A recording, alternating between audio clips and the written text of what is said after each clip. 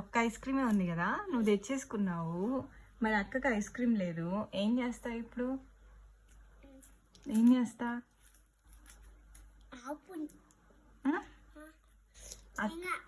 అక్కకి లేదు కదా ఐస్ క్రీము, అది లేదు కదా అక్కకి.